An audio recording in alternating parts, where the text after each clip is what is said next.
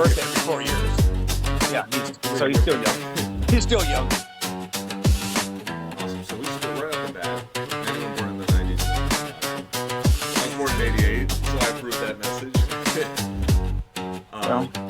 Well, the good thing is that you've been around real boxing people and not just casuals. Because the casual will say, they'll see things different. That's interesting you say that. So right off the, I meet a lot of, I mean, we were just talking about that. I meet a lot of people who are like, oh, you really like boxing? I go, yeah. They go, I do too. I go, okay, cool. And it's always exciting to find someone, when it's in a place you weren't expecting. They start saying what they like about boxing. You go, okay, what fighters are you into? And they'll name fighters where you go, okay, they do watch it. You know what I mean? It's like, oh, I really like David Benavidez. I like Terrence Crawford. I liked Canelo a lot. There's nothing wrong with that, but when that's like who they're talking about, I'm like, okay, so they like it. They watch, probably like 4 or 5 fights a year, but we know who the hardcore fans are, where they can name like every weight class top 10. Do you all run into that? Do you have people who come up to you and say, yeah, I'm a boxing fan, and then you'll realize they do like it, but it's probably, there's a level to it? Sure, of course, you have all kinds of different fans, but you have to understand that at least I think you have to understand is that the casual fan the casual fan base is a lot bigger than the boxing knowledgeable people. So the ones that are going to be paying or watching or having an opinion are the casual ones, and that's okay. As long as they don't start telling me how I should be doing my business, I'm going to tell them how they should be in their business. And if they can watch the fights or hate the fights or love the fights, that's okay, because as long as they watch the fights, that's the only thing that's important. Yeah. I mean, opinions are what? Yeah, right. Yeah. Everybody has one. Yep. And if it Yep, makes yep. sense, I'll listen. If it doesn't make a whole lot of sense, I just like, okay, yeah, I get it. Yeah. That's one of the reasons, though, Jess, that I'm never on the internet. I never post anything. I give pictures to my guys to post, because all the people, all the keyboard warriors are have an opinion, and they haven't a clue. Like somebody says, well, that guy ain't got no heart. Step in the ring for 3 minutes. I'll show you what heart is. I was in a bar fight. Yeah, what, 10 seconds and you got knocked out, or you knocked somebody out? Step in the ring, and I've had people that, in fact, I just had a couple managers not too long ago, wanted to find out what it was like, because kept criticizing on how the guys were getting tired. I said, okay. They went a round in 2 minutes, and they both quit. So it's easy looking at it from the outside, but it's a hell of a lot harder when you get in the middle. 3 minutes is an eternity, especially when you're getting punched. Well, I'm that guy. I'm that guy at LA Boxing. Your first day at LA Boxing, I'm putting you in the ring. The first thing I say is this, and I tell the person that's going to spar with that new person, I go, if you knock him out within 20 seconds, I'll give you a $50 bonus. Yeah, it's not happening, but it sounds good though, huh? Especially for a person who's never stepped foot in the ring. When he hears that, they get all nervous and they're like, oh, and they have no idea what the hell's really going on. But I would never let somebody take advantage of somebody in the ring. But it sounds good though. I like it. I put them in the ring Yeah, no, first time, and then they leave happy, and they come back the next day, wanting to keep doing what they're doing, because I'm not that mitts guy. I'm not doing the mitts. I'm doing it's LA boxing, and the sport is boxing is two people get in the ring and they work on it, and that's how I get them going. I remember, I think it was Goody Petronelli when he got. I mean, obviously he trained Marvin Hagler and he's trained others, but I remember his process was, okay, you come into this ring, you want to be a fighter. We're going to put you in and have you spar. And if you come back the next day, that proved to them, for obvious reasons, like this is a kid who's going to want to keep coming back because he did the hardest part of it, getting hit in the face and trying to survive, the rounds. I personally, I mean, I just, especially when you're dealing with kids, I don't agree with that. and I think most trainers probably don't. What are your guys' thoughts on that? Like developing a kid from scratch who just walks in the gym. Well, look at Anthony La Princesa Olasquaga. That's exactly how I got him in the gym. The first time he went into the gym, I put him in against Junto Nakatani, who had already had numerous years experience in boxing, and Tony had never boxed in his life. But Tony is a kid. I'm an adult. I can't beat him up because that's yeah, that would be child abuse, right? So I took him to the gym and I had Junto knock him out. Well, hit him with a good body shot right to the liver. And Abel, Yeah, that's a that's a that's not a that's probably one of the worst things you can do to Worst somebody to feelings. the Yeah. liver. So Yeah. and today look at them. They're like they're like brothers. They look out for each other. They're but here's the thing though. It's a game changer. Yeah. Look at Uh, Yeah, for me, I think that you have to assess who it is that you're talking about, and I wouldn't do something like that to somebody younger than 14 or 15 years old. But you have to assess. There's kids that you can see that they're gonna be okay, and then there's those mama's boys that you can't do that to because it's gonna, not only gonna hurt their ego, but it hurt their pride and hurt them emotionally in the future. So there's guys that you can see that you can do that to you, that you can put them in Yeah, there. you're But saying that. I can't believe you're saying that, Abel. Uh, no, but I very seldom have kids that young. I get them, Rudy and Ben, my our mentor, I guess you could say. Uh, uh, uh, they started the kids from the beginning. I've never been one to have amateurs like that. The youngest kid has been 17, so I don't. I've never been in that situation. So I say that only because I think that's how I would react to putting somebody in the ring that young. well, the thing is that okay, first of all, we started boxing at the age of 7 and 8 years old as little kids. We started early, and uh, and if we can start, Yeah, look at Paul Gonzalez, Oscar De La Hoya, all these fighters back in the day who started at really young age. You know, yeah, but Rudy, it's a different time. It's a different time. yeah, but You're gonna have a few like La Princesa. You're gonna have very few like La Princesa that you can do that to. I think it's a different time. I think the kids and the mothers are they're more. I don't want to say this. I don't say want to sound too chauvinistic, but they're just more effeminate. It seems like the kids today just are not tough. You I know, am we were yes, kids. Vamos, get your ass in there. but Different Abel, that's times. job.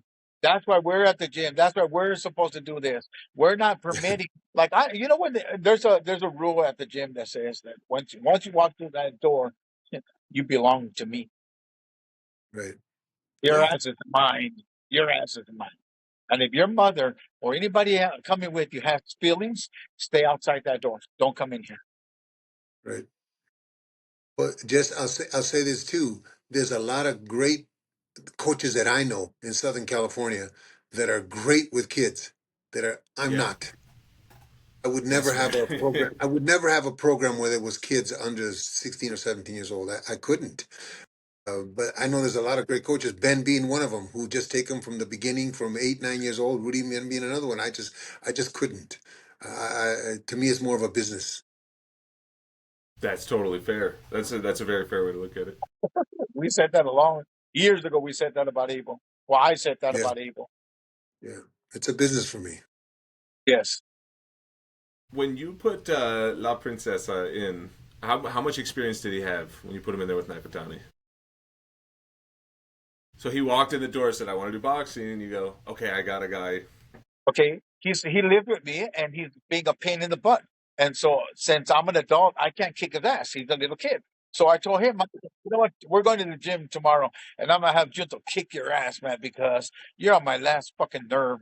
And then also, you got on my wife's nerves, and so now she's complaining about you. So you know what? We're good. We're just gonna take you to the gym and have Junto kick your ass because again, I'm an adult and you're a child. I can't kick your ass. That'd be child abuse. And you're Better four. than better than elder abuse. Yes. Well, yeah. Well, and so I took him to the gym the next day, and on the way to the gym, I wish I could have recorded this because Tony is smiling, laughing, giggling. He's like, and the more he Has laughs no and the clue. more he giggles, the more I'm pissed, man, because fucker, he has no idea what the hell he's getting into right now. Has has no clue. So true. And when that bell Well, rang, man, when that bell rang, but I had already told Junto that if he didn't hit him hard to the body and knock him out, I was gonna be really angry at him. I'm gonna be mad at you. And I'm pointing at him and he like, but he didn't speak English and I didn't speak Japanese. But me going He like, knew. he like, okay, he understood. I didn't have to say nothing. And then he cracked Tony, knocked his butt out and left him laying there on the canvas. And I'm like, and there was a parent there, and the lady goes, Rudy, you're such an asshole. And then I looked at her and I'm like, I'll get over it. so how old was he when that happened? 14. Okay. I think there's something, honestly, I think there's something to be said about teenage boys, you get to a certain point, you get really confident, you really think you start believing in your own bullshit. You think you're as tough as could be, you're the baddest dude. I could beat anyone's. There's a lot of talking, and especially now with the internet, there's a lot of talking, and it's like we could resolve a lot of this and get a lot more humble young men if all the guys doing all this talking had to go in there, and they could learn the One, lesson quickly. I do one round. agree with that. I didn't know that whole backstory of it. As long as you're not, you knocked him out with a body shot. He's not hitting him to the head, which is probably a little different. But I'm sorry, Jeff, but I'm assuming you've never been hit to the liver, huh? I have been. I boxed. I had a very very short amateur career. I have been hit to the liver. Not bad enough to be dropped, but I've been hitting it where it feels like Here, you like got that's like. the thing. You haven't been hit hard enough to understand what it's like to be hit in the liver. I'll tell you this: from the hardest shot that I took, if it was hard enough that it dropped me, that would probably be worse than giving birth. That's I called would say that if you were to extrapolate it to that, it would kill me. Yeah. that would be called an attitude adjustment. But I agree with that. I'm kind of seeing it the other way. I guess if a kid comes in, you know, it's different for everybody, right? If a kid's coming in and he's a kid who's being bullied and he goes, "Hey, Mr. Hernandez, I would love to learn how to box." You'd probably bring him along, show him the steps. But if a kid really believes that he's that guy, you don't want him to get hurt too seriously. But at the same time, like there's a lesson to be learned and being humbled. Like I said, Absolutely. my lessons are going to is more to the body. I don't like the abuse of hitting in the chin. Well, look, when you get hit in the chin, your brain rattles and everything else. I mean, like, yeah, you're not you're not stable, okay? But when you get hit to the liver that hard, you feel like you're dying, like you can't breathe, and that's how hard Tony got hit. I mean, he got hit so I mean, like really hard. I'm like, damn. I think I overdid it a little, but not that way. I'll get over It's a it. little bit too late. I'll get So wait, over it. what was? I'm curious. How did he? So he was living with you at the time. Like, how did that come to be? Well, okay, Tony came to live with me he came to live with us because my okay, he happens to be my son's best friend. And when he only lived like about a block and a half away from where we live at. And so Tony's not doing well in school. So my wife tells me, she goes, okay, Tony's gonna come and stay with us for a few months because I'm gonna help him try, catch up because he's gonna flunk if he doesn't catch up. So I made I'm going to help him. So I said, okay. I wasn't asked. I was told. By the boss. Yeah. So, anyways, so the big boss of the house, she kept he put him in. He was staying with us, and so like 2 months into being there with us, I says, you know what, Tony, you're on my last freaking nerve, man. I'm gonna fucking take you to the gym tomorrow and have you to kick your ass. And so, you know, and that's how Tony became a boxer. Wow. So you just had to help get him through school, and instead you made him into a world champion. Ain't that something? It started. That's how it started, and then he started going to the gym every day. Well, he's been living with us since he was 14. He's now 26. Oh, 27. I'm sorry, he just had a birthday. And I'm like, no, I mean, like, and time flies before you. How can I tell Abel time flies? It was like 2 weeks ago. It was 1974. I saw him at the Teamsters boxing gym about what, 3 months ago. Yeah, That's how a couple fast, months ago. man. That's how fast life goes, man. Damn. I can't believe how much has your bond with him changed from like being a punk kid that's just at your house, not your decision, to now. I mean, Good holy question. smokes!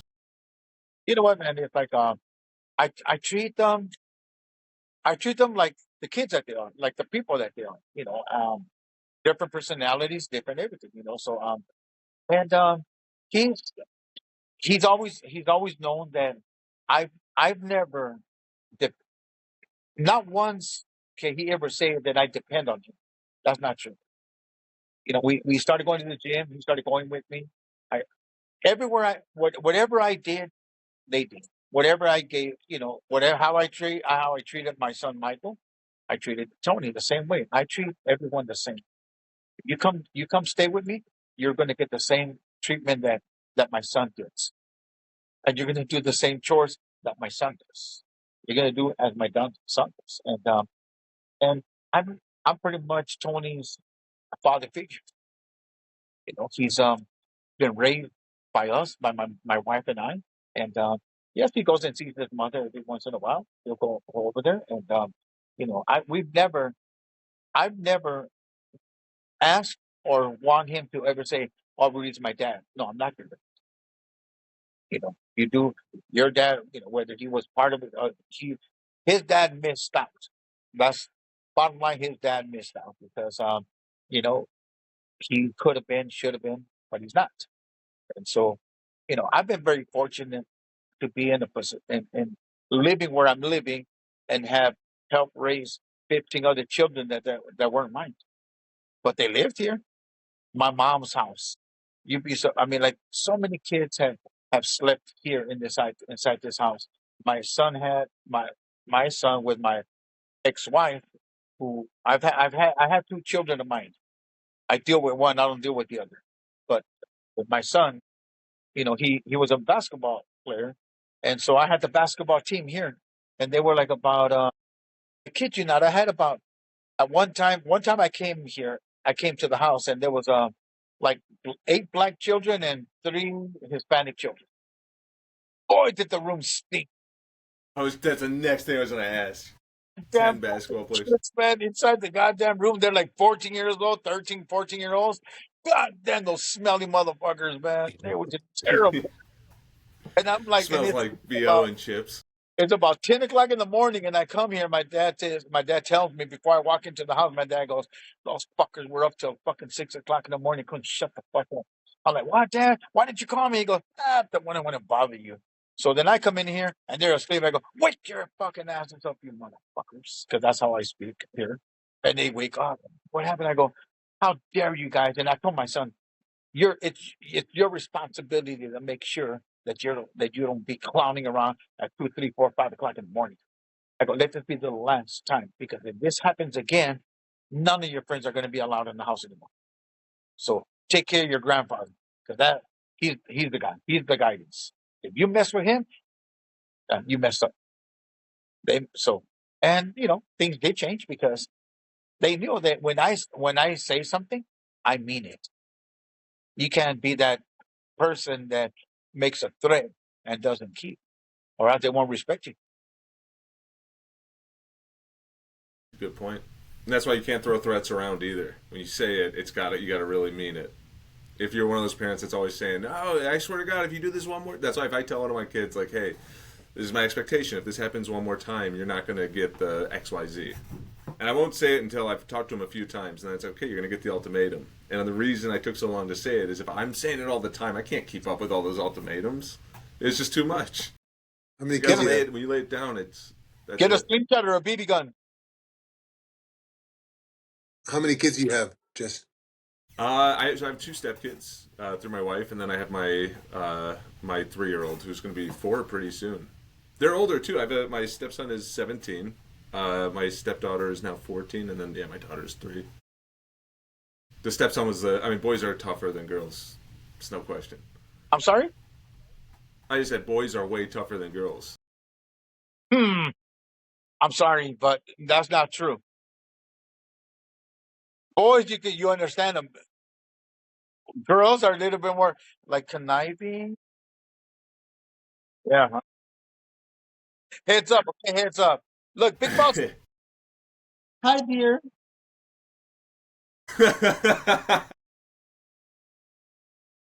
One time. I have I have a granddaughter that's got me wrapped. So they're Of what course. Rudy is saying, kind of they know exactly what to say and what to do and when to say it, and boys boys are different. I find it the girls are a little bit I'm right. they know Because how we to want deal the with you. girls. My dog, my little, well, they all the women in my life know how to manipulate me, and I know it's happening, but I'm still along for the ride. Like my little girl, she does this thing. She goes, "Dad, I really want this toy," and I go, "Oh, you're gonna have to have a good week at school, and if you do really well, yeah, it's a small toy. It's $10, but it's the principal. She has to work for Right. it." And I go, "Sweetheart, like if you have a good week at school and you work hard, and the teacher tells us you're doing well," she goes to she's 3. It's like a little daycare school, but I'm like if you do all of that on Friday, we can come back to the store, and I promise I'll get the toy if you work hard. I literally always tell her there's I don't know if you can see it right now on my screen, but this is from Manny Stewart's gym. Hard work pays off. So I always tell her, I go hard work, and she'll go pays off. I go good job, but sometimes she'll stop. She'll go, I understand, Dad. She goes, but I just really wanted it. And I'm like, don't do that to me. Don't you do it because she knows how to work it. You know what I'm saying? Did She you was like, say just Manny? Did you say Manny Stewart's gym, Emmanuel? yeah, yeah. That banner is I took it directly from the Chronic. Have you ever seen these on my shirts? I have, yeah, of course, yeah. No, I this was the first. It's funny. He's the one guy that everybody mentions. I've talked to a lot of trainers doing this, and everybody has a story about him being helpful. He's helped it's crazy how many people he's helped with like no expectation of something in return. So if, No, no, no. For me, anyway, for me, his pep talks and his just a phone call and just to cheer you up or to just tell you some stories. He was I was fortunate enough to work corners with him a couple times with Vladimir and also with another fighter here in the States, and he was always very helpful, very was willing to share his experiences and the crazy thing is that you find out that those experiences you're gonna have later on and you end up having them. You know, so yeah, it was he was something special to me anyway. Not just to you, Rudy, but a whole bunch of other people. He changed a Yeah, lot of people's lives. I yeah. really I didn't deal with him a whole lot. I barely dealt with him, but I will say that he was it was great. I wish that but Archie Grant, I wish Archie Grant would have been a lot more involved with us, or we could have brought him with us. But my dad made that choice not to years ago. But I didn't know how important he was. But Emmanuel Stewart, talking to him and dealing with him for that one time, great guy, great person.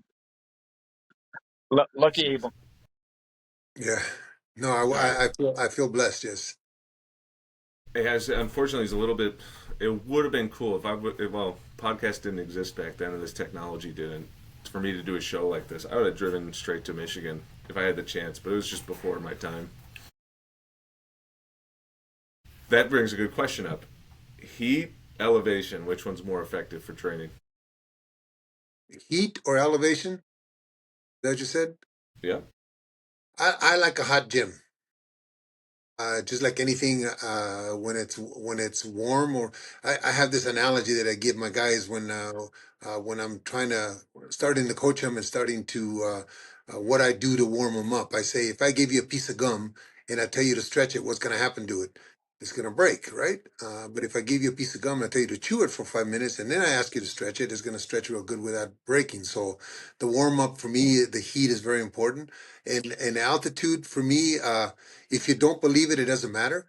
There's 50%. Unfortunately, today the internet has 50% of the doctors and 50% of the naysayers say it's no good for you, and 50% say it's good for you. So until you have experienced it, and if that's how you want to train, that's great. There's a lot of champions and don't train at altitude. So it all depends on you. It all depends if you feel it helps you, it helps you. If you can't understand why it doesn't or why it does, then stay on sea level. It doesn't matter. But one more thing for Big Bear, for me, it's not so much the altitude; it's the solitude. There's It's nobody up that here. total It's so far away from everything. yes, yes. That's the best solitude. Yes, It's the isolation of being up yes. there. And um, I think it's also psychological, right? Like I'd imagine I've never done anything. I mean, I've hiked a little here and there, out west, but I'd imagine to do such rigorous training at altitude probably zaps you, and then mentally you have to sort of toughen up against it. Same with the heat. Like I couldn't imagine. Sam Colonna in Chicago, I don't know if his was as hot as Manny's, but you'd go into his gym and just be sweating. Like if I came in wearing this sweater, I'd immediately have to take it off and like you can't go in there with like pants and a shirt. You'll drench it. And I think like if you can do 10 rounds in that, 15 rounds in that, like that kind of heat, it's a different type of like suffering that you have to get through mentally. Like I'd imagine psychologically that builds stamina, just being able to fight through those elements. I wouldn't say stamina. I would say more the mental part of it. Stamina you're going to get whether you're in a heat or you're not in a heat, depending on the rounds and depending on the kind of work you're getting. But did you go in the basement in the bottom floor in the Manny's gym? The No, first one? I Oh, never okay. had it. Yeah, I never had a chance. Oh, the first one was unbelievable. Oh my gosh, you were down in a hole. It seemed like, and it was hot. Oh, and all the bodies in there, there was no air. There's no circulation. So it was difficult. You It know, had we to have gotten. I wish that I could have had that training for the Armando Santa Cruz.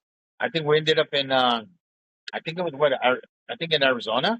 We ended up or New Mexico. Anyways, so we end up in a place and no air conditioning, no nothing. And there was one of those um fights on a Friday night, Univision or something like that, and there was just there was no air conditioning, no nothing. It was over 140 or it was about 140 degrees with the lights and everything. Man, my boy, after 4 or 5 rounds, he was freaking dead. He ended up losing that fight. Uh, you know, the Mexican guy, he's in Mexico. They train all kinds of different ways. Just, they don't.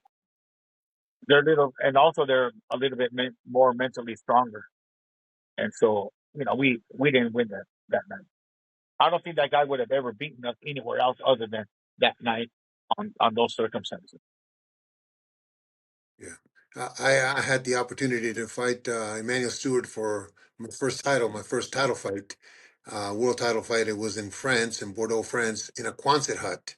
It seemed like a Quonset hut at 1 o'clock in the morning, and it was so hot in July. And like Rudy just saying, once you turn the lights on and everything, and all the people in there, and it's a Quonset hut. There's no breathing. There's no air conditioning. It was hot, and that was the night that Lupi was able to decision Dwayne Thomas, 12 round decision, and was able to drop him a couple times. But yeah, it's it takes it takes it takes the hard work in that kind of environment, but it also takes intestinal fortitude to be able to put up with 12 rounds of that heat of a heat like that. Yeah, there are so many fights that the heat has changed the fight too. Like the fights like in Africa with was it Ali and Frazier, the third one. I mean, absolutely exhausting heat. And there were ones I remember they used to have fights at Yankee Stadium where you'd read the heat index, and it's at night, but it's still like clear over 100 degrees. It's crazy, like just crazy. And the lights too. I think I've heard like they add a lot of heat. I've never been under lights like that, guys, but I hear they're hot. Yeah, It's hot. it's hot. And performing is even harder. Yeah. Yeah, and we coaches in the corner are yelling at our kids and yelling at our fighters to do certain things, and we're not feeling the heat because they're under the lights uh, trying to stay alive, And but It is definitely a big difference under the lights than it is outside the lights. What do you, if you're in a fight like that, what are the tricks you have to resort to? I don't mean like illegal tricks, but like what do you have to do to keep a fighter cooled off to the best of your ability? Ask him where he wants to go to dinner. Yeah. That was for you, Rudy.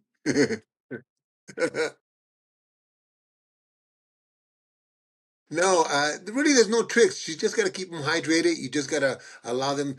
The problem I see a lot of times, I shouldn't say the problem, but the things that I see a lot of times in the corners is you get a fighter back to the corner, all you're doing is yelling at him and shadow boxing in front of him, trying to show him what to do. And I think you have to let them relax.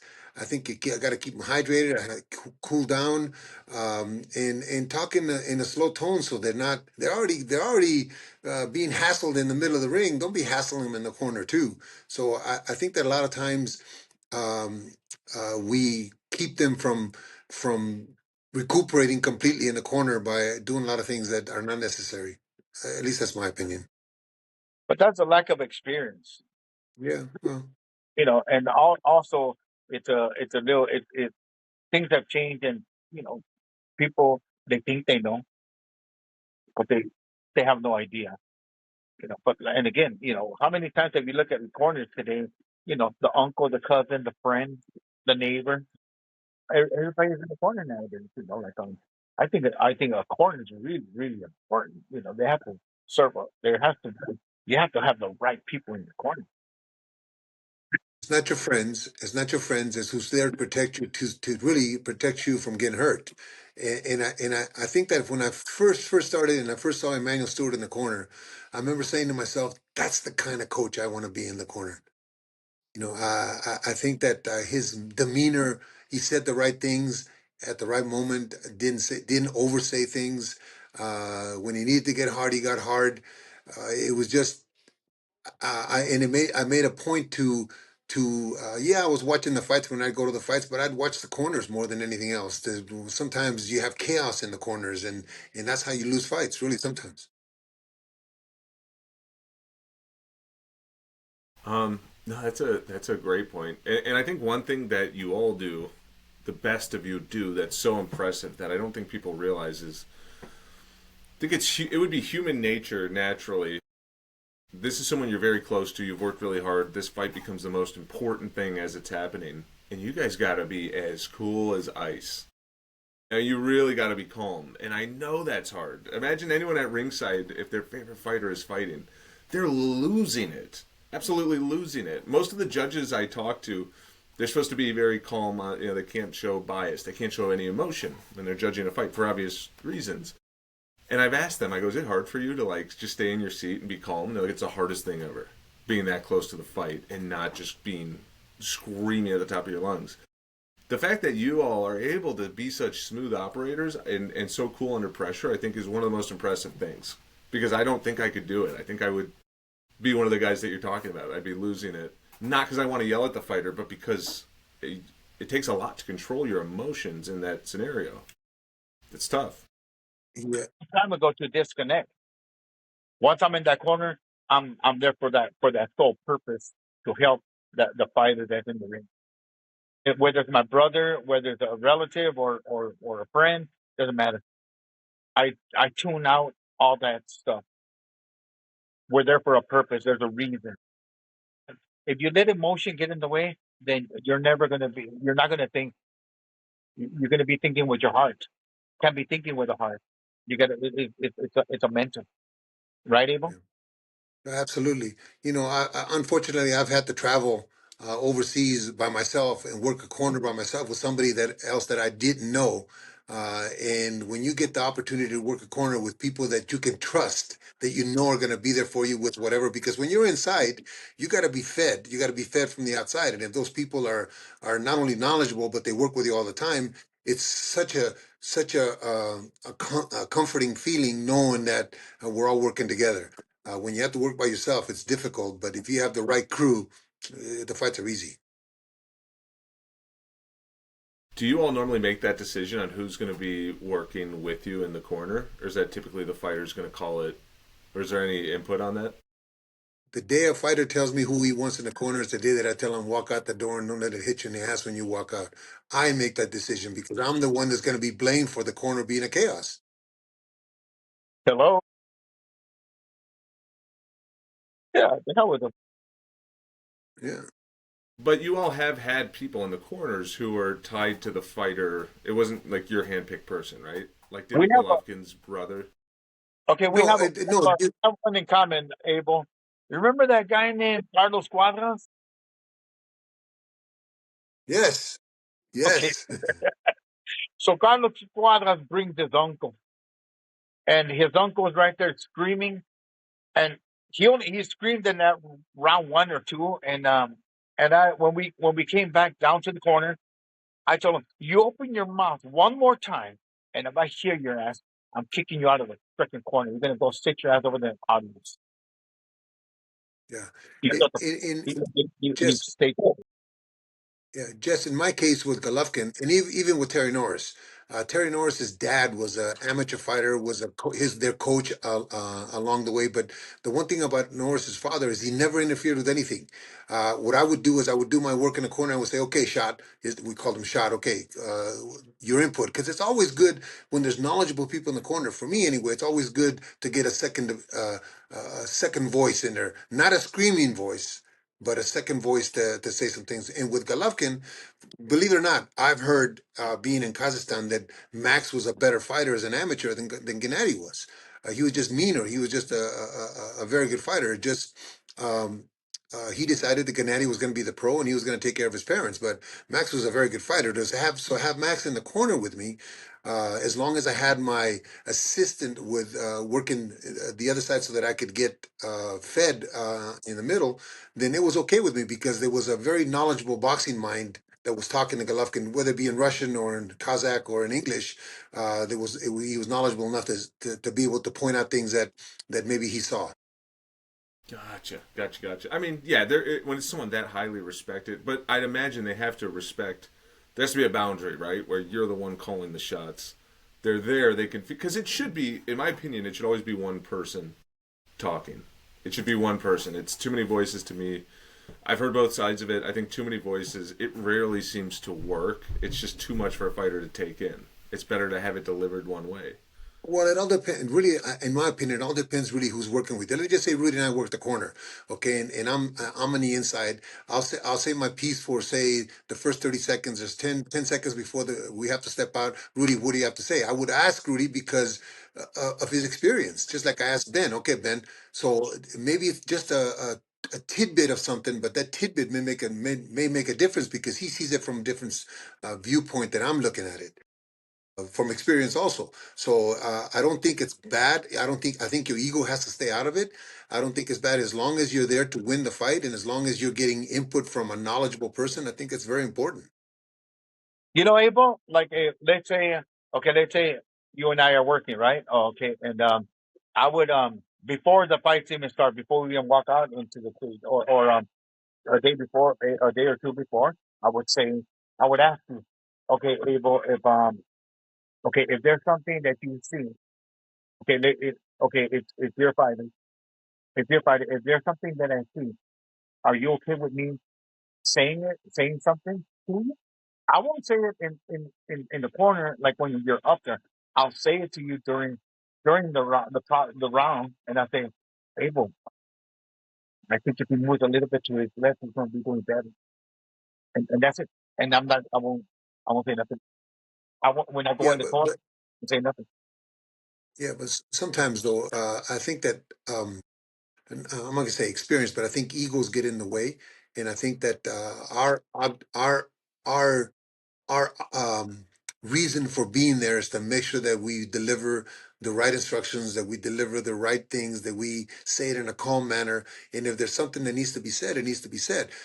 Sometimes a lot of coaches don't want nobody to talk because it's their ego and their pride. As long as we're there to win, as long as we're there um, to make sure that.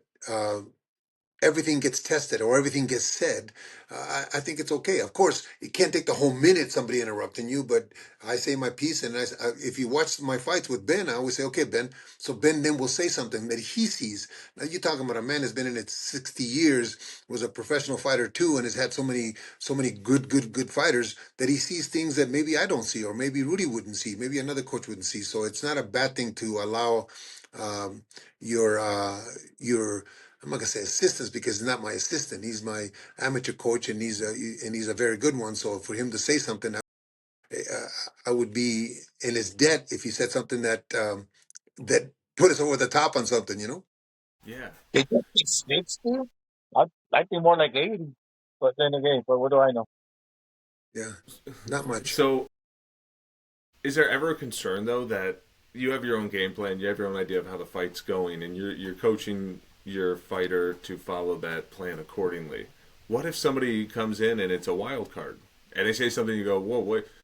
My plan was for him Well, to circle to the left, and you just said to the right. You just totally changed the course of what I was trying to communicate." That's me playing devil's advocate, but it seems like that's you're susceptible to it.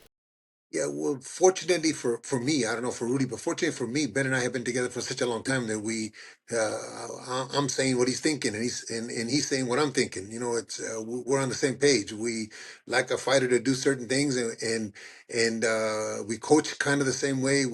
Our approach to the fight is kind of the same approach. So it's that's not it'll never be something way out of left field. But it's important to have the kind of people in the corner that are thinking like you. You know, Abel, Absolutely. the last fight that Tony had, we we're 2.5 hours away from the from his fight, starting fight. So we're headed to the arena. And I don't know what clicked, but I just turned around, looked at Tony, I go, change your plans. You're gonna come out jabbing hard. You're gonna control the center of the ring, keep them on the ropes. And and again, we always we think we know we're working on certain things, certain ways and stuff. And I don't know. I can't tell you what triggered me to just turn around and say, "Dad, that's going to be really important." Because I was watching the videos earlier, and I don't know. And again, sometimes we overthink things, and so it changed. Goes in there, perfect. First round was damaging and made the fight easy. Won by not going to phone. Right. Go figure. Well, you know, I in my younger days had a construction company, and at one time I built, with a movie E.T. I built those homes. I did all the framing and concrete on those homes, and Yeah. I had like 25 employees at the time. And there was times, Rudy, when just out of nowhere I would change the plans, but not necessarily because I thought it was going to be better, but just so they knew that I was in charge. That's good. This is the way it's gonna be. All right, this is what we're gonna do today. And I think that I find myself doing that with my fighters too. That sometimes I just go completely from black to white just to change it to that because I'm in charge. This is my gym, and I'm the boss, and this is the way it's gonna be. But we do it because you did that at that moment because of something something was telling you inside, and it's experience, man. I think that you watching videos and the experience that you have just told you something that needed to be done. That's crazy. That's crazy. That I'm very well. I haven't thought of it. Well, maybe in the gym, a time or two where like I want this guy to know that I'm the boss. Yeah, I've done that in the gym a couple of times, but not on the in the fight. It just I don't know. It's just like sometimes you're overthinking things, and then you're like say, you know what, change your plans. Let's just do this. And Yeah, because he has been training with me for all these for a number of years, he knows how to do certain things, certain ways, and certain changes. Because you can't, you know, you can't always do this, and you have options. And that's how yeah. I train. That's how I train fighters. Because when my brother fought Oscar De La Hoya, and I told you guys this the last time, that changed everything. I've never gone into a fight thinking we got this. No, we have options. We're going to figure it out, and we're just going to try to win. Yeah, and I've said this before. If we ever lose, it's because the other guy was just better than us. It wasn't Yeah, because we we just had a weren't just prepared. just had a better day. Yes. just better than us, and that's it. And I can live with that. I don't like it, but I can live with it because we have options and we use them. And he just is better than us. So fun pivot here. I asked both of you, give me some suggestions of some good fights to watch. I like doing this because the truth is, there are so many good fights and good fighters. I mean, so many over so many years, and it's I'm not even close to scratching the surface. And so it's always a new opportunity and a new fighter for me to get to spotlight and understand it. But more importantly, one thing that both of you have always said is boxing, you don't enjoy watching it as much because it isn't what it once was. And I always want to get to the root of that. Like, what is that? What was it once that you saw that we're not seeing as much today? That's not all fighters. There's some really tough fighters now, but the example that Rudy gave me, and I believe, Abel, you totally co-signed, was Bobby Chacon versus Bazooka Limon, and then both of them versus, was it Bosa? Yeah, against Boza Edwards. Bosa Edwards, and then they all fought each other, and they fought each other a lot of times too. So there's just a lot of great fights. And I went to YouTube's amazing. I mean, to you two to have YouTube now versus like the '90s where you had to try to find film, it must be like heaven, right? I mean, it's incredible. So I pulled it right up. I watched it, but I realized about 3/4 of the way through the fight, it was the third fight between Limon and Chacon. And Rudy told me, he goes, "Yeah, you got to watch the first two fights too. They're just as good." And I gotta say, the fight was amazing. And it was amazing not just because they threw a lot of punches or because they were both tough, but I get the sense that watching those two fighting versus watching fighting today is like when people say LeBron James isn't Michael Jordan. And the comparison I see and the big difference between those two or these fighters and fighters today is that those two weren't just fighting because they had to win the fight. They weren't trying to hit and not get hit. They were trying to kill each other. It was like a pride thing. It was the equivalent of watching two two highly skilled predators in the wild fighting. They were like animals, and they were so sharp, and they were like both unstoppable forces. And but really, what it came down to for me was these are two guys who aren't just trying to win to get the W. They're trying to crush that other guy, and they'll do anything to do it. Does that? I just said a lot. I mean, does that resonate at all? To me, I love watching the old fights. I'm on YouTube all the time, at least 2 3 hours a day. I'm watching old fights and old fighters, and maybe fights over and over again. And for me, watching Chacon, watching Salvador, watching early Julio, Arguello, to me it was like a when I watched them, it's like it was a ballet that was choreographed. In other words, the things that they weren't doing just to kick the shit out of each other. They were throwing punches with intention. There was a plan. I feel like I could read their minds what they wanted to do. And the difference for today is I watch fights and guys are just throwing punches. There's no rhyme or reason for it. They're just throwing punches. They're fast hands and quick feet. And don't get me wrong, I love watching Roy Jones in his middleweight days because he was just unbelievable to me anyway. But when I watched Chacon and when I watched Arguello and Salvador and Julio, early Julio, to me it was like a ballet, like a very very like the LA Ballet Company or whatever, just a high end, like a Super Bowl games that where the best teams are playing each other. They just had more thought in what they were doing. It may have looked as a toe to toe and pounding each other, but to me it didn't. It doesn't. I mean, look at today's parents compared to the parents before, and the ones of the 30s. Is just different. People are built different. In today's society, there's a lot less poverty. There's a lot less hunger, and even in schools, you're raising a bunch of weak, weak people because feelings is involved. The fuck is that? The real world doesn't function. You go to other countries and it's not the way where the world works. But in America, it's different. Able I'm sure Abel would agree that you go to Russia, you can go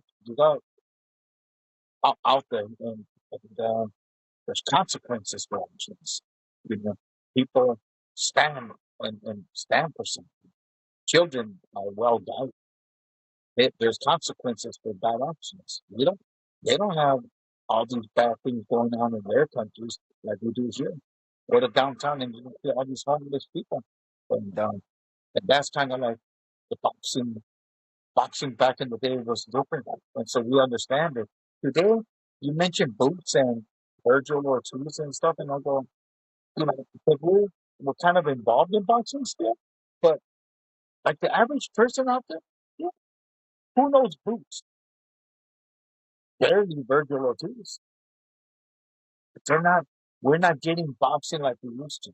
We look forward to turning on the TV and bouncing on Bob and put on pay-per-view shows. I mean, name three up and coming 6 round fighters that you want to see tomorrow, Abel. Yeah. Like again, they're just throwing punches. There's not really Yeah. that mentality as an early in their careers. Unfortunately, we are raising, I won't say prima donnas, but just Kinda, kids that are not tough. yes. They think they're the superstar. It Yeah. had to be earned. It had to be earned back then. And you had to earn it by getting the crowd to come out of their seat. That's the other thing I noticed. Watch the crowd during that fight. They're losing their minds are exploding watching these guys fight. Exploding. I tell my No, I boys, yeah, I tell my boys, give give the fans a reason to come in and support you. Yeah. Abel said that recently. Yeah, My line to my guys is you have to remember we are in the entertainment business. If you don't entertain, I don't care how good an actor Denzel Washington is. If you don't like his movie, you're not gonna go see it. You have to entertain, and you have to give the fans a reason. Especially the tickets today are incredibly high. For you to go to take your lady to a fight or your son to a fight is going to cost you a couple $100. So we have to give them the reason for them to want to buy that again. But I like Denzel Washington. I think he's a great actor. Yeah. Oh, he's my favorite. He's one of my favorites, man. Denzel rules. But I will. I'll say it like this though. Like, no disrespect to Floyd Mayweather, great fighter, very good at what do they say? Like he hits and he doesn't get hit. It's the difference between watching. I think I said this before. It's the difference between watching a predator going to hunt its kill and watching a prey that's really good at defending itself. And it can keep you off, and you try to bite it, and it'll keep you off. And it's like, okay, he's going to survive, and they will not get the best of him. But a predator will go there to fight you till they kill you. And there was a ton of skill too. I don't mean to dismiss that part of it, but it was their mindset was just completely different. And Rudy and I, when we were talking before this, made a great point. And it kind of contrasts what you're saying, Rudy, because you said you're like, hey, if a fighter's had enough, it should be his place to say I've had enough. But those fights would have never happened if those guys had that mentality. If those guys were willing to ever quit, they weren't. They were going to die in that ring. That's not a good thing, but that they were willing to do it. You could tell, you know. Well, there's a difference in the upbringing. Like exactly what we're just saying today. Where there's no consequences to anything you do. Back then, you don't fight, you don't eat. And Bottom line. when you mention Mayweather, I mean, we all tuned in, regardless. Yeah. So there Yeah, But was something about it, him. in defense of Floyd, watch some of his 130 pound fights. Watch some of the early fights. I mean, true. You're hurting my. He's a bad. he was a little He's a he bad. was a little at least a little more active. No, he was putting guys away. Yeah, At 140, he became a businessman. But also on the same token, you know, I mean, we all tuned in to watch him, whether he fought at 100, 135 or 154. We tuned in Yeah, because well, really, that's what's available. Unfortunately, that's what's available. So we're gonna watch because we are fight fans. We're gonna watch what's available. Who the next up and coming is. why did We're you, not gonna tune away. hey, but what did you watch? No, I don't watch very many People fights, but watch I'm saying as a hoping fight that fan. he lose, Yeah, well, of course, yeah, yeah. but But he guess what? didn't. That's it. That's the one thing about boxing, though, is that You guys it's you can froze. make a lot. You make a lot of money selling a fight. It doesn't mean you have to have a great fight. You don't have to have the fight of the year. You could be Jake Paul fighting Anthony Joshua. It's a randomest fight. We know who's going to win. But guess what? All you have to do is sell the fight. You don't have to sell how that fight goes. That fight can be a total stinker. Floyd versus Pacquiao, right? I'm paying for it. Anytime they take Paul fights, I'm paying. I'm watching. And I'm not watching. I'm paying for it because I'm working somewhere else, and that's why I can't, I can't really see it, but I see the replay. But I do pay when he fights. I pay for the pay per view because he's a great promoter. He helps out all the fighters who fight on his card. They all get taken care of, and how can you not want to support a guy like him? I don't have a bad thing to say about the guy, and I respect him too. I think Abel and I spoke about that. I respect the fact that he fought AJ. Like that takes balls like down to the floor. Yes, You gotta respect that. But the fight itself, do you see what I'm saying? Like it's not as if that Yeah, was going to be a competitive or yeah, interesting yeah, but fight. Jess, uh, before the Canelo Crawford fight, uh, in my opinion, anyway, Canelo was the face of boxing because he's the one earning the most money. Okay, he was the superstar supposedly of boxing. Who's out there right now that can command that right now, other than Jake Paul fighting somebody? Who's the next one? There's nobody close, There's nobody even nobody. close to Canelo. There's Yeah, nobody. There's and I no. don't see anyone who could get themselves in position. I don't know anyone who can get themselves in position to do it. I don't mean to disrespect. I think in Japan, obviously, like Inoue and Nakatani can I'm crush talking about. these I'm their talking about in the superstars. states. In the states where they're gonna have that, or even in Saudi where it's a world renowned fighter that's gonna fight another big fighter. Who is the next superstar? There's not one out there. Tiafimo might have. Years ago, I thought Tiafimo was on his way to be that guy, and now I don't, just because he's a little bit too inconsistent, and I think he's rubbed a lot of people the wrong way. Because you have to cross over outside of the ring too. It can't just be. It's I huge, but I think that the social media and their mouths have kept them from being stars. I think the Canelo being the person that he is, never saying anything, keeping to himself. You never see anything bad about him on the internet. Everybody else you do. So I'm not. I mean, I think we beat him twice with Golovkin, but still, I think that in order to be a superstar, you need to. There's a certain criteria to that, and I don't see that in anybody right now. I he, agree. I yeah. agree. Anything who There's sells the and brings the fans to where the pay per view, uh, I'm I'm for it. I agree. I think there's one thing you both have said a lot of times, and it's like it's so true. Is you just have to fight more. I mean, there are a lot of guys that if they just got busy and just fought, I'm not saying 5 times a year, but 3 fights a year, and just one good fight. And well, what was that? I said, why not 5 times a year? Yeah. Listen, when Golovkin signed, or we came, Tom Loeffler became his promoter, we were fighting 3 and 4 times a year. And that has stopped. I mean, how many times some of these good fighters are fighting? They're talking to each other before you know it, it's been a year. So Agreed. Well, I'm just saying. back in the day, remember the fighters were fighting anywhere from 4 to 6, 7 times a year. Well, I'm talking about like Tank Davis seemed like a guy a lot of people were getting behind, and he was really starting to draw. And then it's like he'd fight, and a year would go by, and then two. And now I think he's retired. And it's like he never even got into like a prime where we got to see him consistently. And he fought awesome when he did fight, but he just never fought. And what are you gonna do if you're not fighting? You know? Actually, So how today, do we fix that? How do we make the next Good question. superstar? How do remember his we how do we as fans make the next superstar?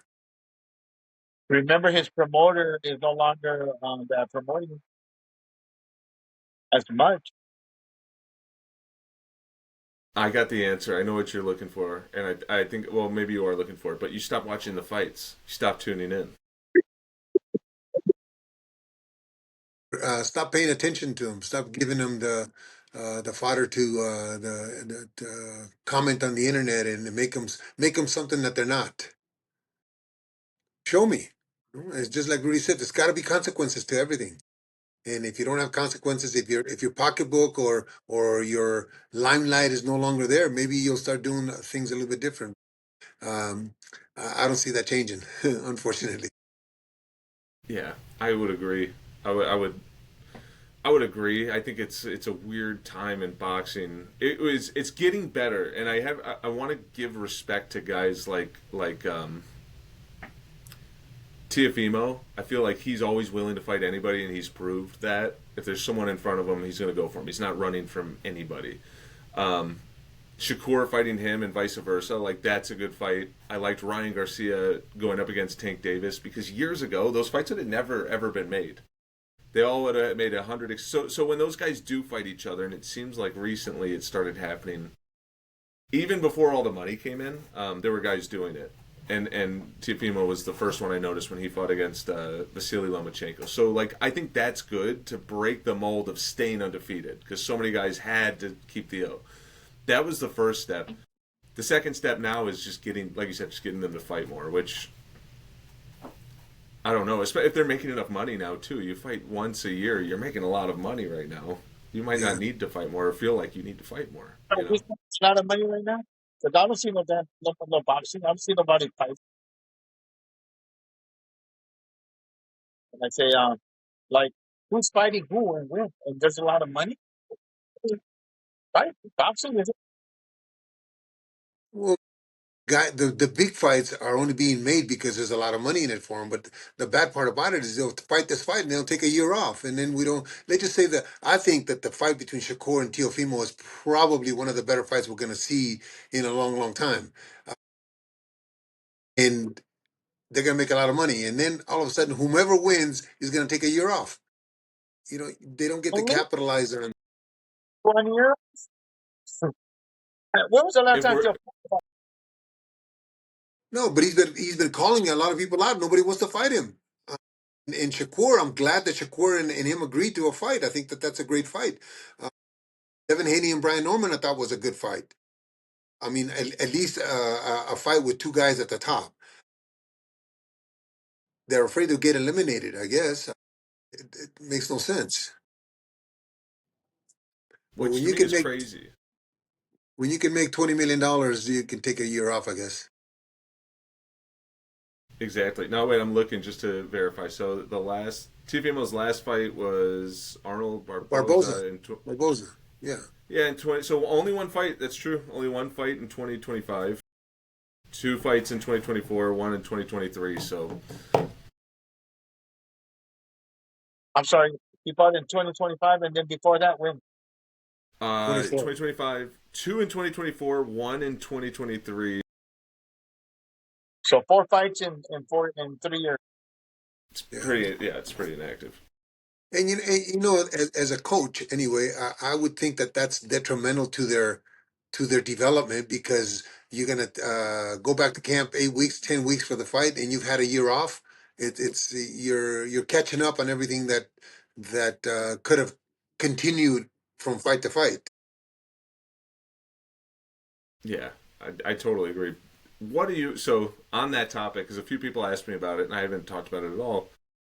How do you think they match up, Shakur and Tiafimo? Rudy, I think people think I'm crazy, but I say it's a draw. I think that Teofimo is going to have to be not the counterpunch. He's going to have to attack, and I think it's a close fight, and I think it's a draw. I mean, maybe I'm crazy, but that's what I see. I think Teofimo is a couple notches above Zepeda, and Zepeda was able to get to Shakur a couple times. I think Teofimo will get to him, and it'll be a very good fight. But I think Teofimo is going to have to be the attacker instead of just being a counterpuncher. The question is, will he? It's like, and you're right. When you really think about it and you try to analyze it, you're like, damn, will this guy do this? Will the other guy do this? And like, it's just, it's a 50, it seems like a 50-50 fight. And also, um, I think the winner will win because the other guy got old. And when I say old, he Hmm. hasn't been fighting in a long time, and so yeah, He had a bad night. Yeah. So whoever's been staying fresher, you think is going to have the advantage in this one? yeah. I Yeah, mean, Shakur has. Shakur hasn't. Teofimo hasn't. I think a while. Maybe I'm misreading this, but in watching Tiafimo, I believe that there are different versions of him that you get. There are nights where he's clearly on and his confidence is through the roof. And there are times where you can tell his confidence is very. It seems like it's shook. He's doubting himself. I feel like there's two versions of Tiafimo. And so I think depending on how he comes into that fight psychologically will play a big role too. He goes in there and he has a great camp and he feels really confident, then I think he'll have a good night. I think his footwork's underrated because he was able to keep up with Lomachenko, and what Lomachenko was doing was outrageous. Nobody could keep up with him on the lateral movement. He was always able to stay in front of him, and I thought that was really impressive. That he was able to sort of keep the edge against him that whole fight. I like Tiafimo. I think it depends again how he comes in psychologically. I like him winning that fight, but it's going to be like very close. I'll go for I'll say Shakur timing, and he's just tall, and he has good speed and good power. Um, I, if I had to pick a winner, I think I'd pick Shakur. Wait, you think you're saying Shakur? You see him having like good power? I think that it's how you it's where and how you land punches. You know, it's not always it's not always about you being a strong puncher. It's just that you're touching him. You know, right time, right moment, right place. And I Yeah, think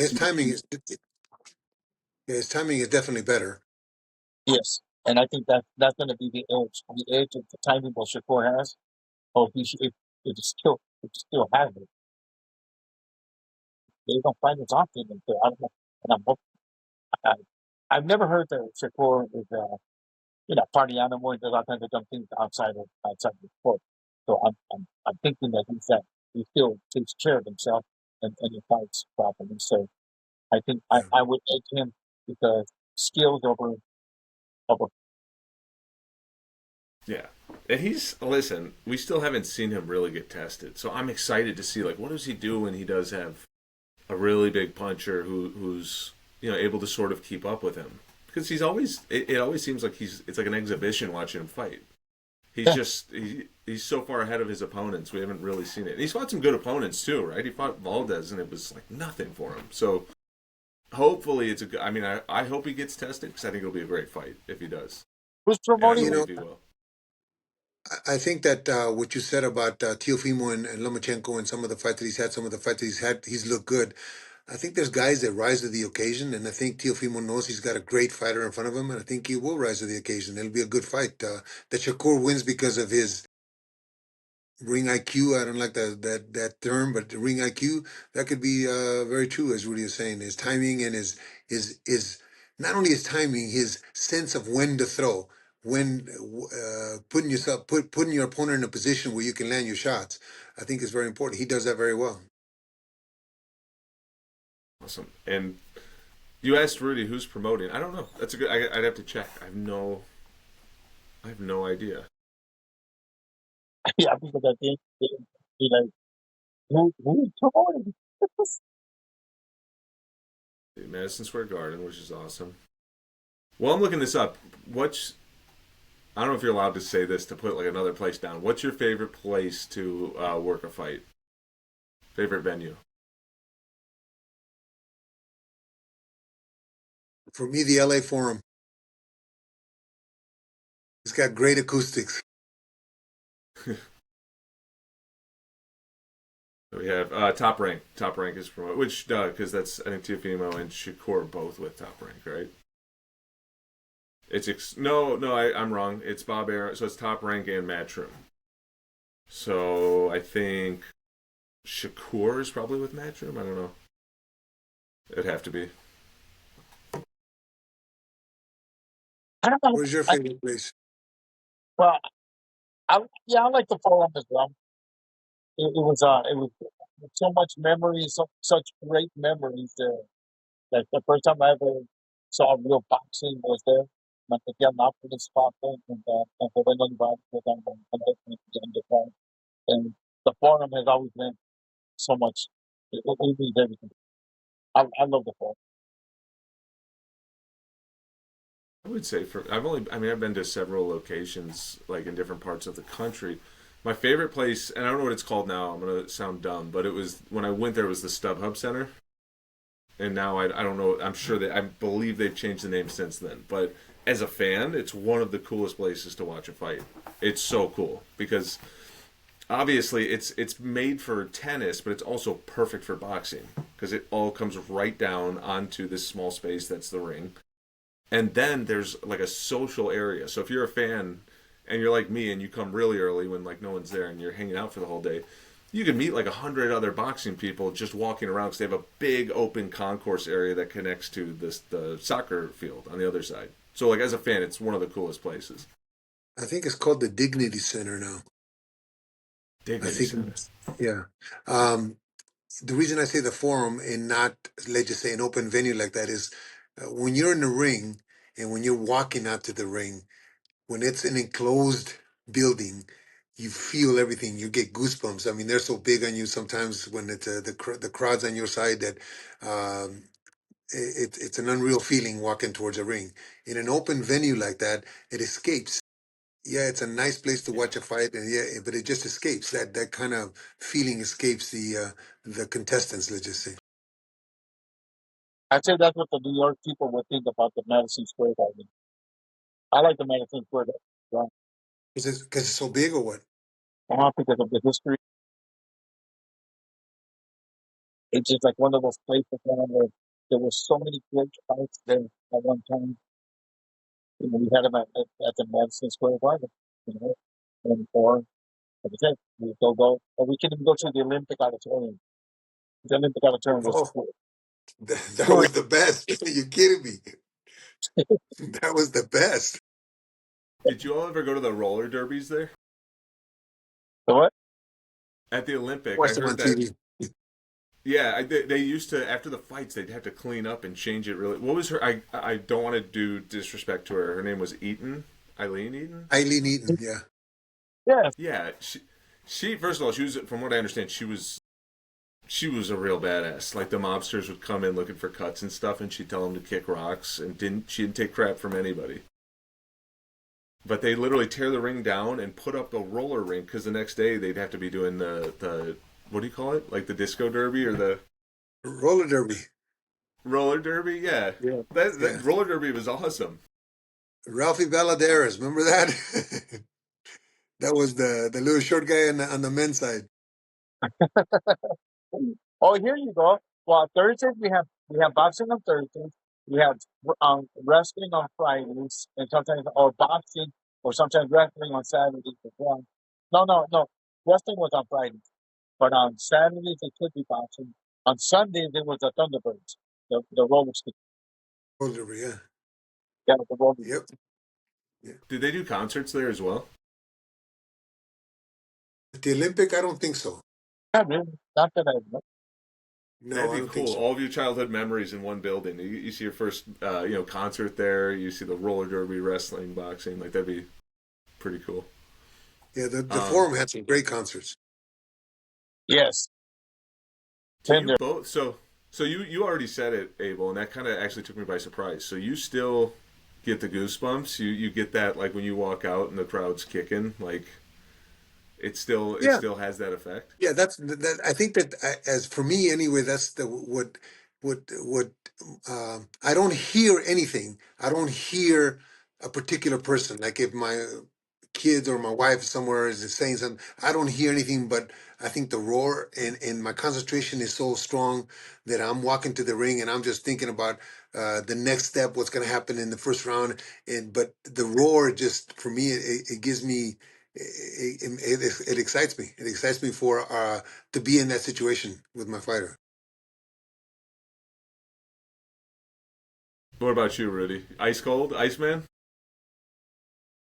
No, it's I guess it's just it's the moment, and I'm nervous going to the arenas. I'm always nervous because I'm overthinking a lot of things and stuff. And but once we start the hand wrapping, that nervous is out the window. And I'm Right. back now. Now I'm working. And once I'm But you working, took it's yeah, now you it took over. changes. Right. Yeah, Now you took over. Now it's your show. well, it's not my show. It's like that. You have to be ready. And for, Not for, until they get in the for ring, it's your show. I feel like until they get in the ring, it's my show in the back because I have to make sure that everything goes right in the back. But you know what? When I said that, I don't mean just for the big fights. I mean for even the small fights, even the 4 round fights. It just hunger. the feeling of my boy doing good. You know that we did everything right in the gym. All that excitement is still for a 4 round fight, and even sometimes more. Yeah, so yeah, exactly. I have this kid fighting on Saturday, a 6 rounder, and I'm at Sabova at the Sabova Casino. Adrian Alvarado's fighting over there, so we're gonna be there. I'm very fortunate that I'm not working this weekend, so I'll be there. I'm gonna be there with Yeah. him. Yeah. And sometimes, Jess, it's because of the unexpected. The big fights, you kind of know what to Yeah. expect. The fours and sixes, it's the unexpected of we hope that we hope that our judgment is right with this particular fighter. We hope that our judgment is right with what we did in the gym. We hope that our judgment is right on picking the opponent. All those things are, I guess, the goosebumps part of it for me. That's just as exciting as the big fights. Yeah, and going over that razor's edge when you finally take that big enough step up where you go, okay, this is like the test he hasn't seen yet. Yeah. Right. And that anxiety of like, oh, I know what you're talking about because when I only managed one fighter, but I mean, I did it very, very, very diligently, as best as I could, and I invested a lot of time watching a lot of like picking his opponents very diligently. And I can remember the first fight that it was supposed to be the big step up fight. Like this is the fight where he has to prove himself and get no more of those fights where he's gonna. We know the outcome. It'll be a guy who's really tough. That's knocked a lot of enough people out that it's gonna catch the attention of the bigger promoters. I've never said this before. I'll be totally honest. It was an 8 round fight. By about the fourth or fifth round, I remember the anxiety in my stomach because the fight was so close. Um, Psychologically, I started making excuses for why, like it's like his trainer really wanted this fight. He said he could beat this guy. I had everything in my head. I wasn't going to do it when the time came, but it's funny. The fear of failure was so high and the anxiety was so high in that moment. I can remember myself like mentally making excuses like, okay, how am I going to explain this that I just ruined his career? Because it felt like that's what I was about to do. He won the fight, fortunately, and the thrill, there's nothing comparable to that. It was like the heaviest drug ever. The thrill of him winning the fight that I was unsure of halfway through, and then he pulled it out and really stepped it up. It was like I remember just being exhausted. Absolutely never exhausted like that in my whole life, just from that adrenaline dump afterwards. Which is why I can't believe you guys stay calm in that corner. Yeah. Do you mind sharing who the fighter was? Yeah, his name's Caleb Hernandez. Caleb what? I stopped Caleb Hernandez. He's out of Northwest. I'm from Chicago. He's out of Northwest Indiana. Unfortunately, we parted ways. When he was 9-0, we ended up parting ways for our reasons. And then he lost his next fight. Respect to him. He stopped fighting after that next fight, I think, but he actually turned out to be a really, really talented artist. Like right now, he makes a lot of money selling sculptures that he makes, which is incredible. But at the time, he was a very good fighter. We were extremely close. I was very invested in him. Not just like financially, but also just emotionally. Like I've never, outside of my own family, I just one person I cared the most about. I don't know. That's why I don't know how you guys do it. I remember just feeling devastated that he was going to lose that fight. I Yeah. felt so guilty. Crazy part is we spend probably more time with our fighters than we do with our own kids Of and with course, our own family. probably not probably. That is true.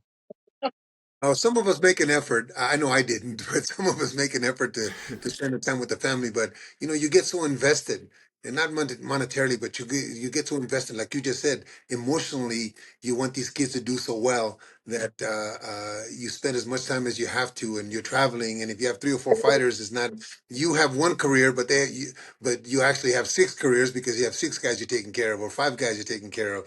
And it seems that people say, "Well, yeah, Yeah. you're just a coach." He said, "No, no, no. I have to go to this." Like Rudy, how often is he in a plane? I mean, his frequent flyer miles has got to be crazy.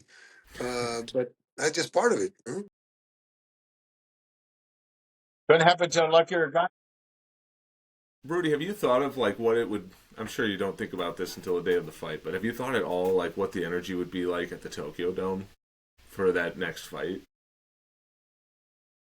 Oh wow, just the fact that it's going to be in at the Tokyo Dome. I'm like, oh wow, that's where Mike Tyson fought Buster Douglas, and so that's a great arena, and we're going to have.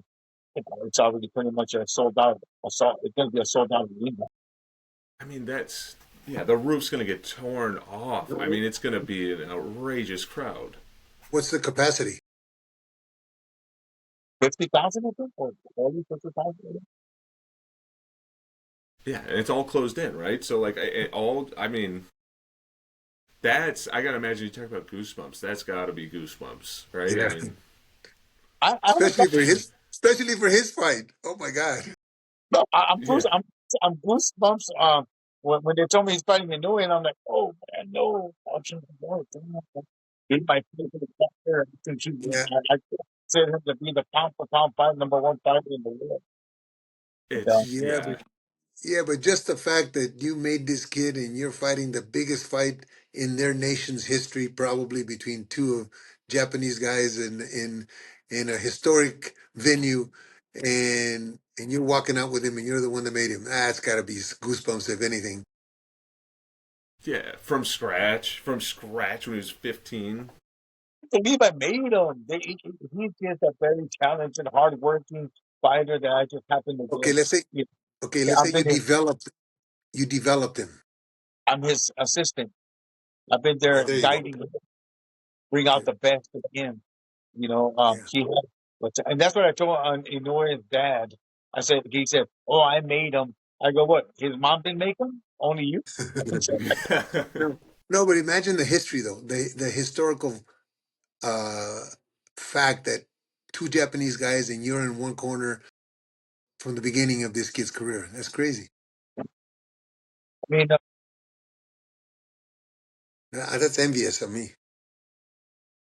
well, I probably will know when the time comes. Yeah. It's like Yeah.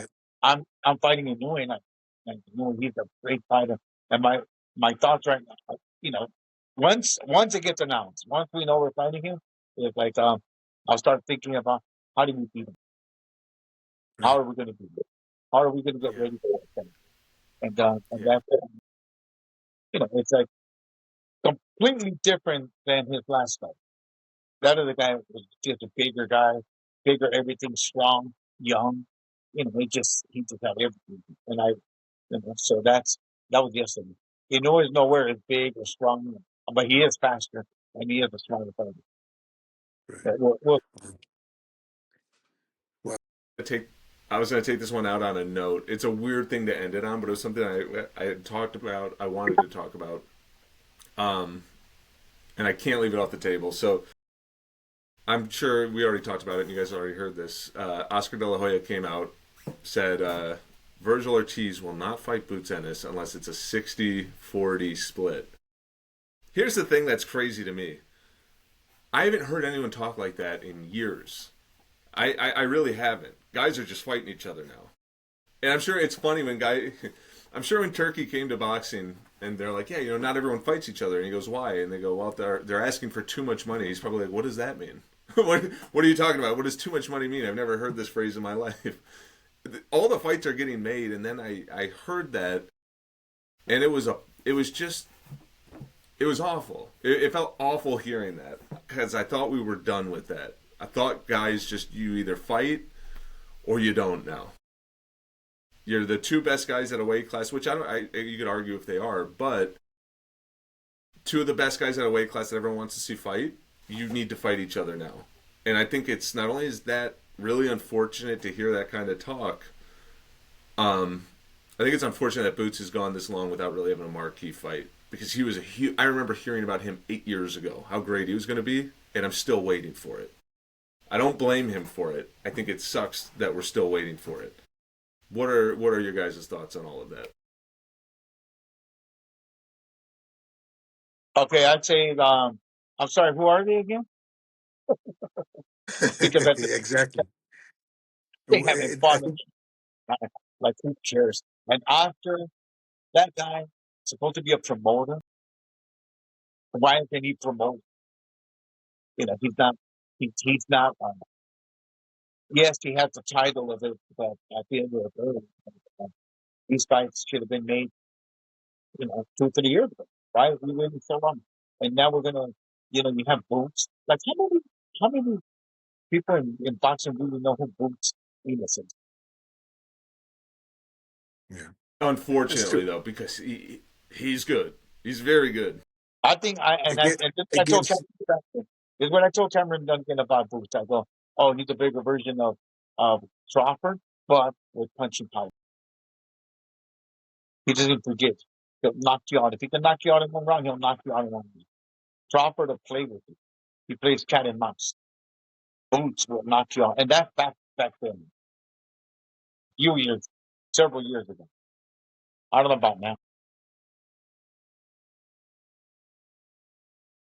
25 years ago, 20 years ago, I remember when I was in San Diego with the Terry, I remember saying that the way to fix, because we saw it back then too, I think, the way to fix this kind of, you want to call it rivalry or who's better or who's not, is say there's $100 in the pot. Give 40 to one guy, 35 to the other, and the winner takes the rest. I think we're going to make some better fights that way. There's who's the superstar, who's not the superstar. The winner take the rest. If he's that good, then the winner takes the rest. So I think that we would eliminate a lot of arguments, a lot of confusion, a lot of who's better, who's not better. I think Virgil has fought a little tougher opponents than Boots has. But then again, Boots looks spectacular doing what he's doing, and Virgil gets dropped. So it's a good fight, but quit talking about it. Make it so it's equitable for both guys. And what I mean is make it pay them both 40, let's just say 40%, and give the balance to the winner. That would make a lot of sense. Guys would fight so much harder too. They would To never win. play it safe. To win.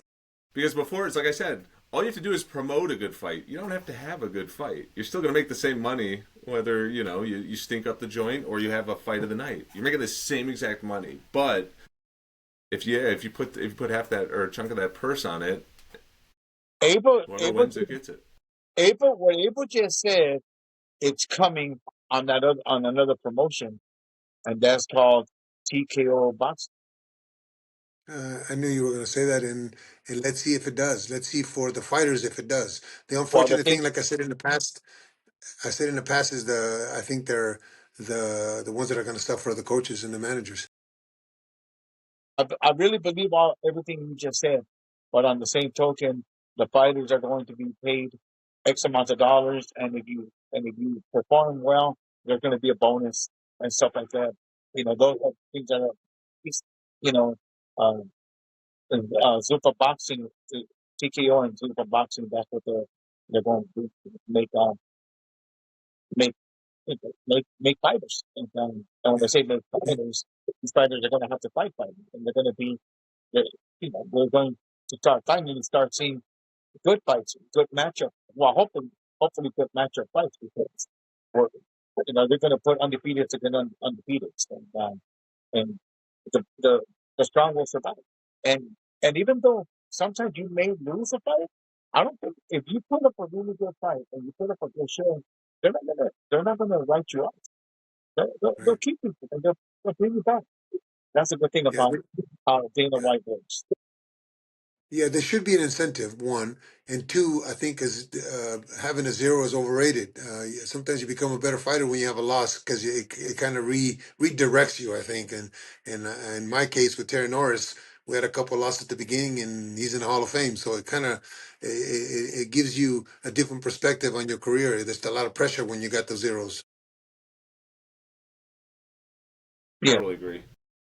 I totally agree. It's America. We love adversity. We love an underdog. We love a comeback story. You know, that's what this is all built on. And nobody looks back and sees Hagler Hearns and thinks about who won that fight. No one's ever said that. Greatest You see what nine I'm minutes saying? of ever. Greatest three that's runs Yeah, ever. that one of the greatest 3 round fights ever. yeah. They only had to pay him 4 round money too. They overpaid them. The 1 round fight. I tell people, and I'm sure Abel remembers. Boom Boom Mancini against Arturo Frias. Arturo this guy, Frias. Art Frias, man. Absolutely. Great. Listen, if you watch that video, and if you watch in, we did it at the Aladdin. It was at the Aladdin Hotel, and it was on stage. So the ring was a 2 foot ring uh, from the on the stage, and they allowed the photographers had they were able to put their legs underneath the ring and take pictures. I was able to be a photographer in that fight, and if you look at the videos, I'm in the video where they show the photographers along the side of the ring. Get That was out of my here! start. Yeah, I was a photographer. I like pictures, man. I take a lot of pictures. Nice. Right on. Yeah, All but that right, was a great first I'm gonna one. have to call. I'm gonna have to call Have it you ever, soon because it's almost midnight over here. I want to end have it you with ever, one thing. This is. let me ask you a Oh, go on. question. I'm Wait, sorry. let me ask you a question. Have you ever seen that fight? Jess? I'm The gonna. Arturo As soon as we're Frias? done, I'm gonna watch it. Okay. But no, I Okay, haven't. watch it. It's only 2.5 minutes. The best 1 round of boxing. Oh, Yes. absolutely. Yes. Boom Boom Mancini went for it too. He was a dog. He was. He Watch the was a. watch the fight. I'm going to. Last thing I want to leave it on, and this is kind of random, so I might catch you guys off guard, but I was just thinking about this earlier today. For counter puncher. Um, what's that? Yeah, exactly. Give me something, just a piece of advice, motivation, something like that. It's what you guys do for a living. You motivate young men to become great. What's a piece of advice you just give the people that are going to watch this? It could be anything.